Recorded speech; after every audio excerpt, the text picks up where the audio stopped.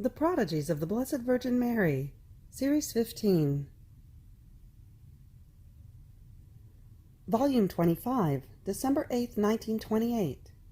Why all creation celebrated the conception of the Sovereign Queen. How the Virgin awaits her daughters into her seas, in order to make of them queens. The Feast of the Immaculate Conception. I was thinking, why did all creation exult with joy and celebrate so much the Immaculate Queen in her Immaculate Conception?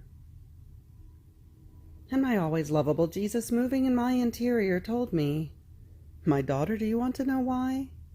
Because the divine will had the beginning of its life in the celestial tiny little girl, and therefore the beginning of all goods in all creatures. There is no good which in my divine will does not begin, descend, and ascend into its source.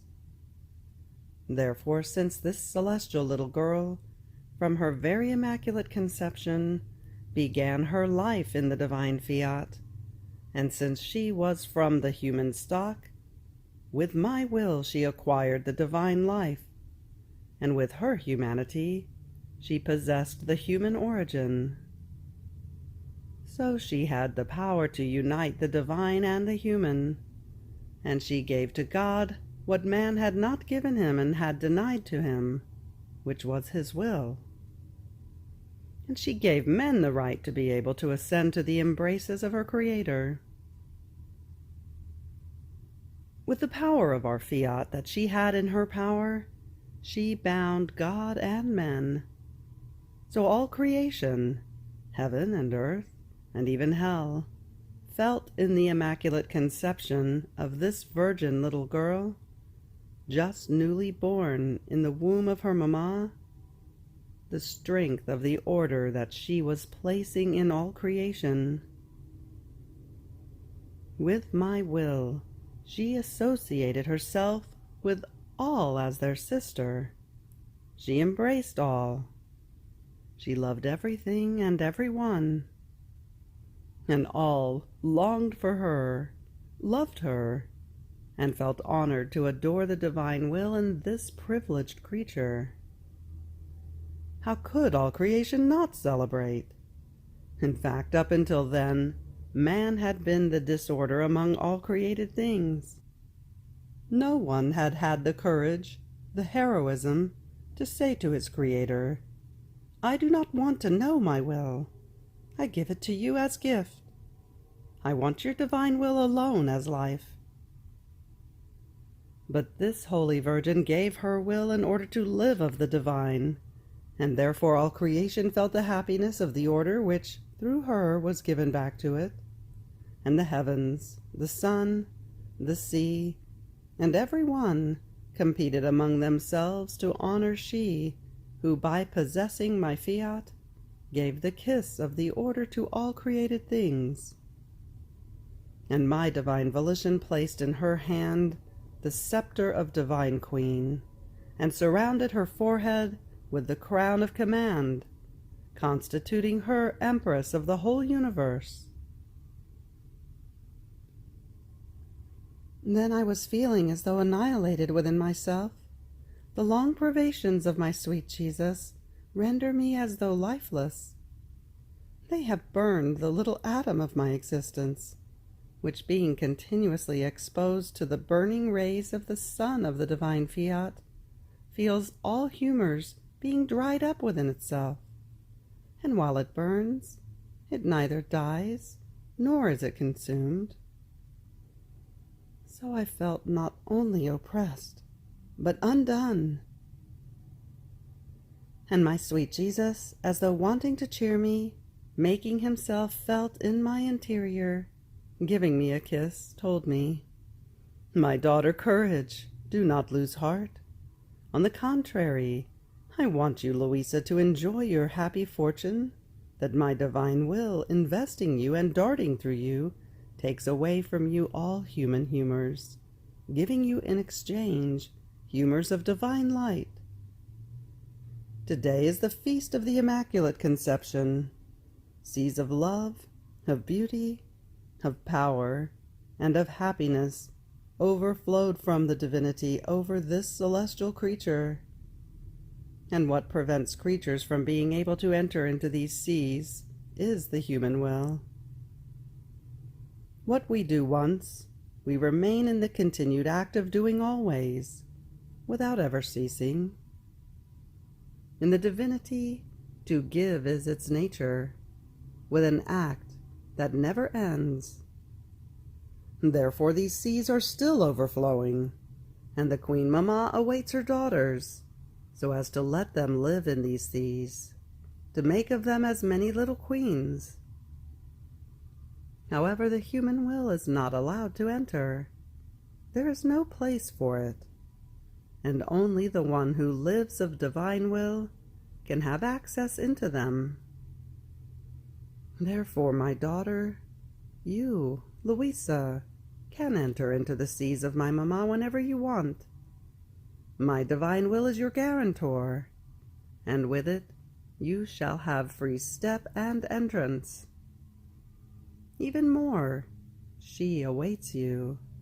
She wants you, and you shall render us and her twice as happy because of your happiness. We feel happier in giving, and when the creature does not take our goods, she suffocates within us the happiness that we want to give her. Therefore I do not want you to be oppressed. Today is the greatest feast, because the divine will had life in the Queen of Heaven. It was the feast of all feasts. It was the first kiss, the first divine embrace that the creature gave to her Creator by virtue of our Fiat, which the sovereign little girl possessed. The creature sitting at table with her Creator. Therefore today is also your feast, in a special way because of the mission given to you by my divine will. So come into the seas of the Immaculate Queen to enjoy her feast and yours. I felt myself being carried outside of myself into these endless seas, but I lack the words to express what I experienced. Therefore I stop here and I move on. After this, later in the day, the confessor read in public what is written in the 15th volume about the Immaculate Conception. And my beloved Jesus, in hearing him reading, made feast in my interior, and told me, "My daughter, how content I am! Today it can be said that my sovereign Mamma receives from the Church the divine honors, as she honors in her, as the first act of her life, the life of the divine will.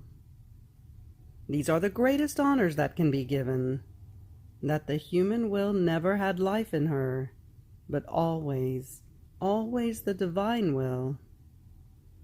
This was the whole secret of her sanctity, of her height, power, beauty, greatness, and so on. It was my Fiat that, with its heat, extinguished the stain of original sin and conceived her immaculate and pure. And my Church, instead of honoring my divine will, primary cause and primary act, honored the effects of it, and proclaimed her immaculate, conceived without sin. It can be said that the Church gave her human honors, not divine honors, which she justly deserves, because a divine will had continuous life in her. And this was a sorrow for me and for her, because neither did I receive from my Church the honors of a divine will dwelling in the Queen of Heaven, nor did she receive the honors due, because she gave within herself the place in which to form the life of the Supreme Fiat. Therefore, today, by making known that everything in her was the prodigy of my will, and that all of her other prerogatives and privileges were in the secondary order, and as consequence of the effects of that divine will which dominated her, It can be said that today it is with decorum, divine glory, and magnificence that the feast of the Immaculate Conception is celebrated, a feast that more truly can be called the conception of the divine will in the sovereign Queen of Heaven. And this conception was the consequence of everything it is and it did, and of the great prodigies of this celestial little girl. After this, with a more tender emphasis, he added, "My daughter, how beautiful, delightful it was to see this celestial tiny little girl, even from her immaculate conception. One would look and would see her little earth taken from the human stock, and inside this little earth one would see the Son of our eternal volition, such that, as she was unable to contain it, it overflowed outside of her and extended, filling heaven and earth. We made a prodigy of our omnipotence, so that the little earth of the tiny little queen might enclose the sun of our divine volition. So one would see earth and sun. Therefore, in everything she did, whether she thought, spoke, worked, or walked, her thoughts were rays of light, her words converted into light. Everything was light that came out of her, because since her little earth was smaller than the immense sun that she enclosed, her acts would get lost within the light.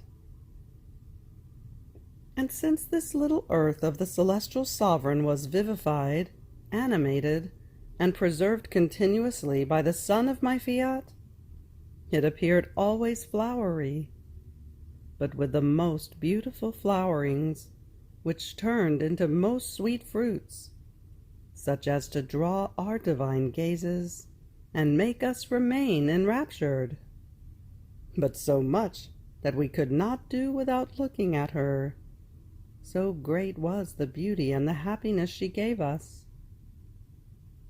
All beautiful was the immaculate little Virgin. Her beauty was enchanting and enrapturing. It is enough to say that she was a prodigy of our will, to say everything. Oh, if creatures knew what it means to live of will of God, they would lay down their lives to know it and live in it. Volume 26, July 30th, 1929. How all evil is of the human will. Then I continued to do my acts in the divine Fiat, and as I arrived at the point when it called to life, to daylight, the sovereign Queen of Heaven, I thought to myself, in creating the most holy Virgin, God not only enriched her beautiful soul with many privileges, but her nature also he must have transformed, in order to render it as pure and holy as it is. And my beloved Jesus, moving in my interior, told me, "My daughter, there was nothing to add to her nature, because it was not the human nature that sinned, but the human will. In fact, the human nature was at its place, just as it came out of our creative hands. Therefore we used that same nature of other creatures in creating the Virgin. What contaminated itself in man was his will, and since this human nature was animated by this rebellious will, which dwelled in the human nature, it participated and remained contaminated. So once the divine will and the human are placed in harmony, giving dominion and regime to the divine, as it is wanted by us, the human nature loses the sad effects and remains as beautiful as it came out of our creative hands. Now, in the Queen of Heaven, all our work was on her human will, which received with joy the dominion of ours, and our will, finding no opposition on her part, operated prodigies of graces, and by virtue of my divine volition, she remained sanctified, and did not feel the sad effects and the evils that the other creatures feel. Therefore, my daughter, Once the cause is removed, the effects end. Oh, if my divine will enters into creatures and reigns in them, it shall banish all evils in them, and shall communicate to them all goods, to soul and body.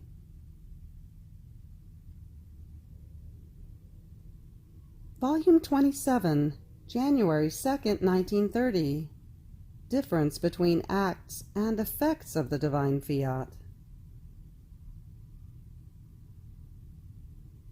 After this I continued making my round in all the good acts done from the beginning of the creation of all creatures, not excluding my first father Adam, so as to offer them in order to obtain the kingdom of the divine will upon earth. And my sweet Jesus, moving in my interior, told me, "My daughter, there is not one good thing that does not come from my divine will. However, there is difference between acts and effects of it. Creation was an act of my fiat, and oh, how many beautiful things came out! Heavens, suns, stars, air, which was to serve for the natural life of the creature. Sea, wind, everything was fullness and multiplicity of works. In fact, one act of my divine will is capable of filling everything and of doing everything. The creation of man was an act of it. And what did it not enclose in the small circumference of man?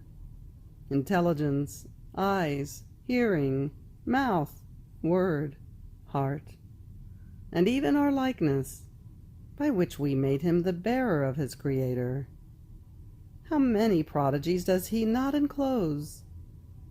Not only this, but the whole creation was placed around him to serve him, as if a first act of our fiat done in creation wanted to serve the second act done in creating man. Another act of our divine will was the creation of the Immaculate Virgin. The prodigies operated in her were such and so great that heaven and earth were stupefied, so much so that she arrived at making the divine word descend upon earth, which formed another act of my fiat. And this was my incarnation. And you, Luisa, know how it was the bearer of all goods to the human family. Volume 29, May 27th, 1931. A prolonged good gives assurance to God and the soul. In fact, you must know that the prolixity of good is alone the most certain proof which assures God and the soul of the state she is in. A prolonged state of patience in the sufferings and painful encounters of life, a repeated prayer without ever tiring of repeating it, of faithfulness, constancy, and sameness of manners in all circumstances, form a sufficient ground, watered by the blood of one's own heart, in which God feels called by all the acts of the creature, as though by many assurances that he can fulfill his great designs. And the creature herself feels, in the prolixity of her acts, the dominion of herself, and the assurance that she shall not waver. The good of one day says nothing. A good that is today, yes, and tomorrow, no, says weakness and volubility, all fruits of the human will. An inconstant good says that good, that virtue, is not the creature's own property, and therefore not being in her power, good changes into evil, and the virtue into vice. See, then, how in order for the soul to be sure that she possesses a good, a virtue, she must feel within herself the life of that virtue, and with iron constancy of years and years, and for her whole life, she must exercise herself in that good. And God feels assured to place his own and operate great things in the constancy of the creature. This I did with the Queen of Heaven. I wanted the prolixity of 15 years of life, pure, holy, and all of divine will, in order to descend from heaven to earth into her virginal womb. I could have done it before, but I did not want to. First I wanted her acts of assurance, and the prolixity of her holy life, almost to give her the right to be my mamma, and for my infinite wisdom to have reason for having operated unheard of prodigies in her. And is this perhaps not the cause, the long prolixity of the long sufferings? For I wanted to be sure about you, Luisa, and not with words, but with facts. Was it perhaps not the cause of my many visits, and of the many truths I have manifested to you in the prolixity of your sacrificed life? I can say that I made myself seen, and I spoke to you from the center of the stake of your sacrifice. And when I hear you say, "Is it possible, my Jesus, that my exile be so long? How can you not have pity on me?" Do you know what I say? Ah, my daughter does not know well the secret that a prolonged sacrifice contains. And the longer it is, the greater are our designs to be fulfilled. Therefore trust me, and let me do.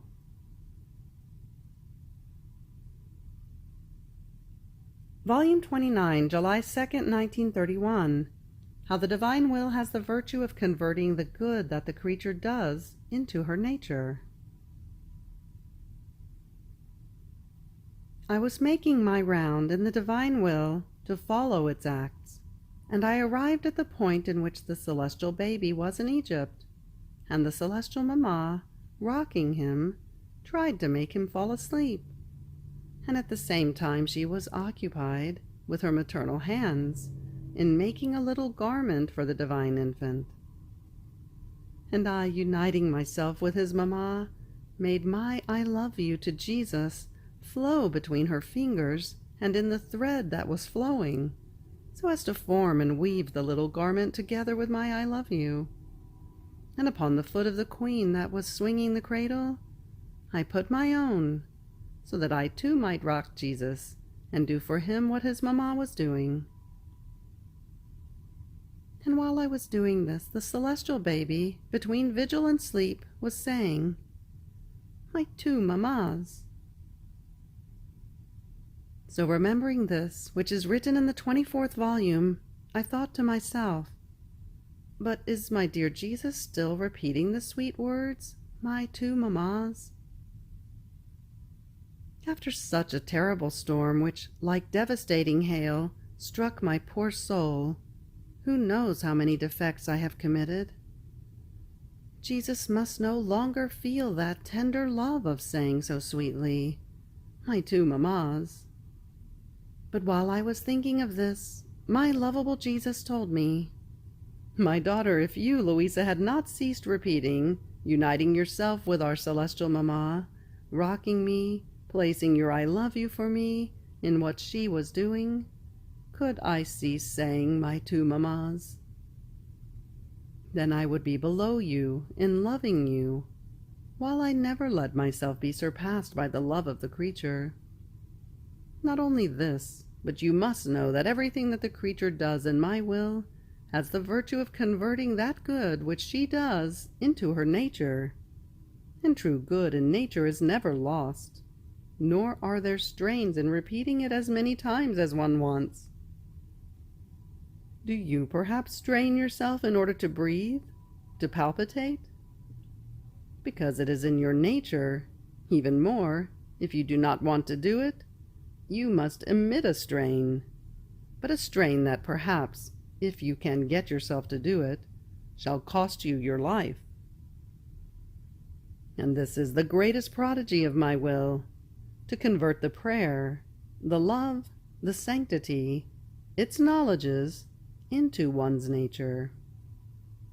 And when I see that the creature has given herself prey to my will, but so much that my will was able to change the divine goods into her nature, my words resound in the soul with my creative power, and give them eternity as her nature. And how can I not repeat, "My two mammas"? When I speak, what I say is in reality. Is it perhaps not true that my mamma is mother to me according to the order of nature, and is also mother to me in the divine order, by virtue of the divine will that she possessed? Had she not possessed my will, she could not have been mother to me, either in the human order or in the divine order. Oh, how many things it knows how to do in the one who lets herself be dominated by it! It knows how to make the divine order descend into the human, and it converts the divine order into one's nature, and it makes of her such portents as to astonish heaven and earth.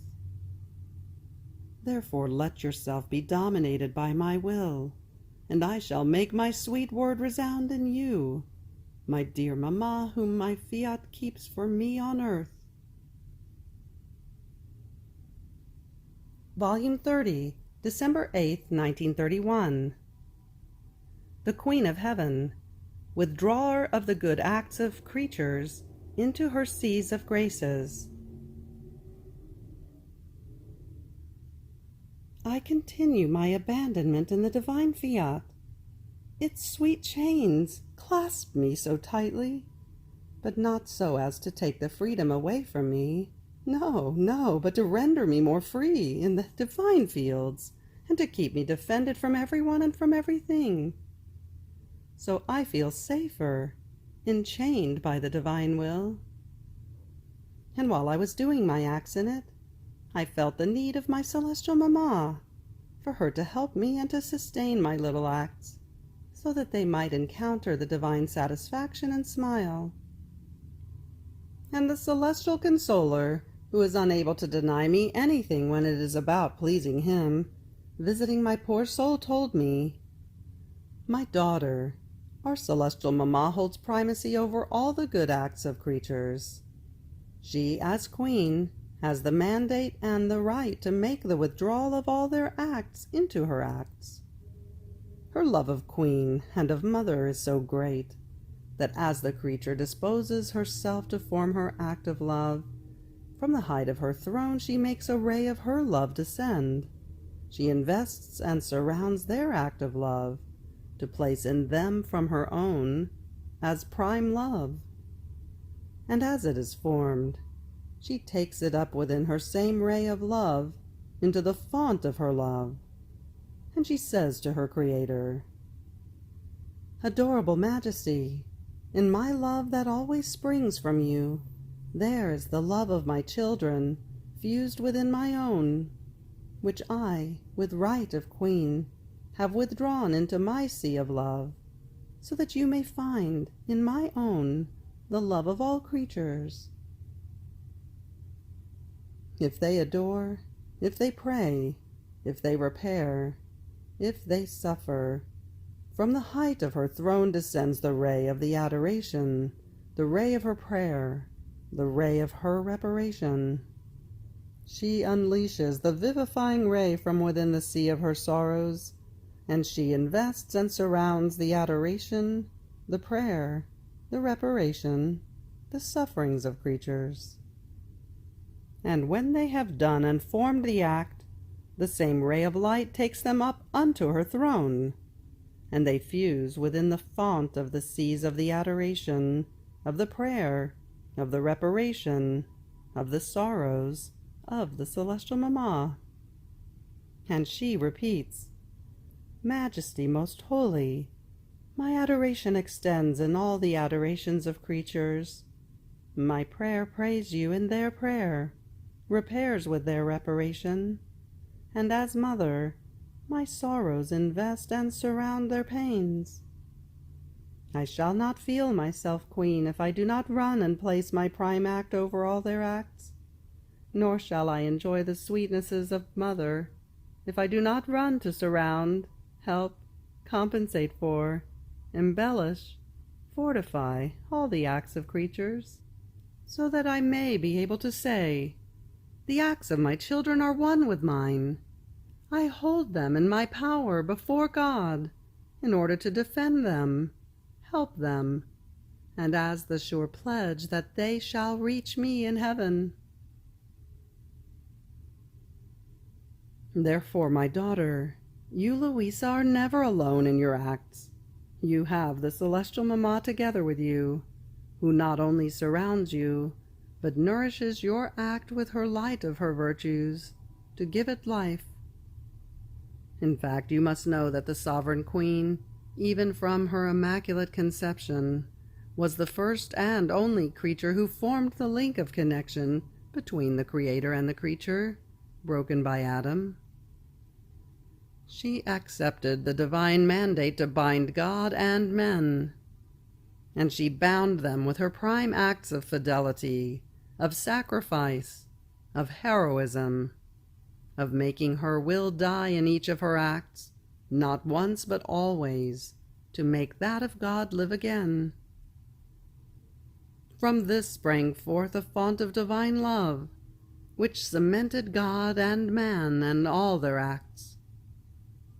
So her acts, her maternal love, her dominion of queen, are cement that runs, that cements the acts of the creatures to render them inseparable from her own, unless someone ungrateful would refuse to receive the cement of the love of his Mamma. Therefore, you must be convinced that around your patience there is the patience of the Queen Mamma that surrounds, sustains, and nourishes yours. Around your pains, her sorrows surround you, sustaining and nourishing like balsamic oil the hardness of your pains. In sum, in everything she is the Queen, the all-doer, who is unable to remain idle upon her throne of glory, but descends, runs as mother into the acts and needs of her children. Therefore thank her for her many maternal cares, and thank God who has given to all generations a mother so holy, lovable, and who loves so much as to reach the point of acting as the withdrawer of all their acts in order to cover them with her own, and to compensate for what is lacking in them of beauty and of goodness. Volume 30, March 13th, 1932. She, the prisoner. He, the divine prisoner. The Virgin, announcer, messenger, leader of the kingdom of the divine will. My abandonment in the Fiat continues, but I feel vividly my extreme poverty, my non-entity, the continuous pain of the privation of my sweet Jesus. If it wasn't for his divine volition that sustains me, and very often fraternizes me with heaven in such a way as to infuse new life in me, I would not be able to go on without the one who so very often takes off, hides himself, while I remain on the stake of love, waiting for him.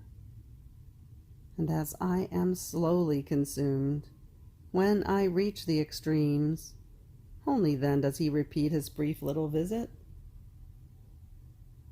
So I was thinking to myself, Jesus has shackled me and bound me with chains, such that there is no danger that they might break. I am indeed the poor prisoner. Oh, how I would like my celestial Mamma in my company, so that under her guidance I may live the way one should live in the divine will. But while I was thinking of this, my sweet Jesus repeated his brief little visit, and all tenderness told me, "My dear prisoner, how happy I am that I shackled you, Luisa, and bound you.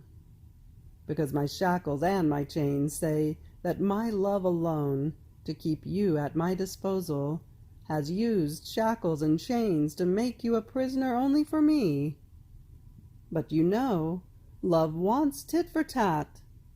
If I made you a prisoner, first I made myself prisoner for you in your own heart, and not wanting to be alone, I made you prisoner, so as to be able to say, 'We are two prisoners, such that one cannot be without the other.' In this way we shall be able to prepare the kingdom of my divine will. The works done on one's own are not enjoyable, but company renders them pleasant. It pushes one to work. It sweetens the sacrifice and forms the most beautiful works. and in seeing you call our celestial mamma as your guide, your prisoner Jesus exulted with joy in having her sweet company in our work. You must know that she was the true and celestial prisoner of my divine will. Therefore she knows all the secrets, the ways. She possesses the keys of its kingdom. Even more, for each act that the queen prisoner did, she prepared in her act the place to receive the acts of the creature done in the divine will. And oh, how the celestial sovereign stands in waiting and at attention to see whether the creature operates in my fiat, so as to take these acts with her maternal hands and enclose them in her acts as pledges, as antidotes, that the kingdom of the divine will is wanted upon earth. So this kingdom was already formed by me and by the celestial lady. It already exists. It only has to be given to creatures. In order for it to be given, it is necessary to know it. And since she is the holiest, the greatest creature, who knew no other kingdom but the kingdom of my divine will alone, she occupies the first place in it, by right. The celestial queen shall be the announcer, the messenger, the leader of a kingdom so holy. Therefore pray her, invoke her, and she shall act for you as guide, as teacher, and with love all maternal shall receive all your acts and shall enclose them in her own, and shall say to you, "The acts of my daughter are like the acts of her mamma, therefore they can stay with mine, in order to double the right for creatures to receive the kingdom of the divine will." Since this, his kingdom, God must give and the creature must receive, it takes the acts of both sides in order to obtain the intent. So the one who holds more ascendancy, more power, more empire over the divine heart is the sovereign of heaven. Her acts shall be at the head, with the retinue of the other acts of creatures, changed into divine by virtue of my will, to give them the right to receive this kingdom. And God, in seeing these acts, shall feel moved to give it for the sake of that love which he had in creation, as he created everything, so that his will be done on earth as it is in heaven, and each creature be a kingdom of his will, which would have its total dominion. Therefore always forward in operating and living in the supreme fiat. You have reached the end of the Prodigies of the Blessed Virgin Mary, volumes 25 through 30. Fiat.